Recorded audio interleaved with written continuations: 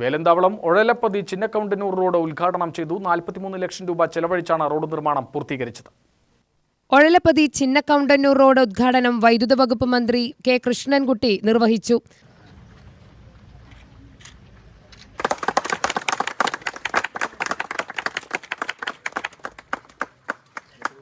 കുട്ടികളുടെ പഠിത്തത്തിൽ വരെ റിസൾട്ട് എത്ര അറിയോ? 76. ഇപ്പം അത് പോയി 96.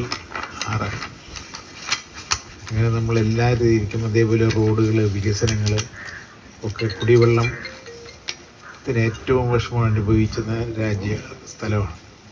കുടിവെള്ളത്തിന് വേണ്ടി ഓരോ സ്ഥലത്തും ഇപ്പോഴും കുട്ടനാട്ടിൽ വരെ കുടിവെള്ളം എല്ലാ വീട്ടിലും എത്തുന്നില്ല.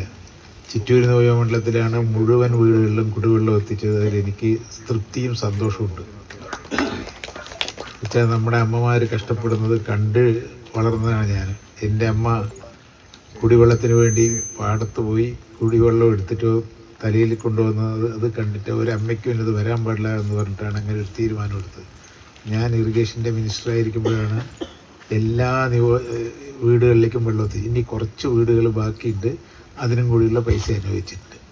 ജില്ലാ പഞ്ചായത്ത് ക്ഷേമകാര്യ standing committee chairperson B Sindhu, Chittur block panchayat president Sheeba Radhakrishnan എന്നിവർ മുഖ്യാതിഥികളായി. വടകരപ്പതി ഗ്രാമപഞ്ചായത്ത് പ്രസിഡന്റ് എസ് ദിനേശ് അധ്യക്ഷത വഹിച്ചു. Chittur block panchayat assistant executive engineer Jisna report അവതരിപ്പിച്ചു. വടകരപ്പതി ഗ്രാമപഞ്ചായത്ത് മെമ്പർ മോഹൻ രാജ്, വടകരപ്പതി ഗ്രാമപഞ്ചായത്ത് സെക്രട്ടറി മേരി ബിബിയാന എന്നിവർ പരിപാടിയിൽ പങ്കെടുത്തു. UTV news, Palakkad.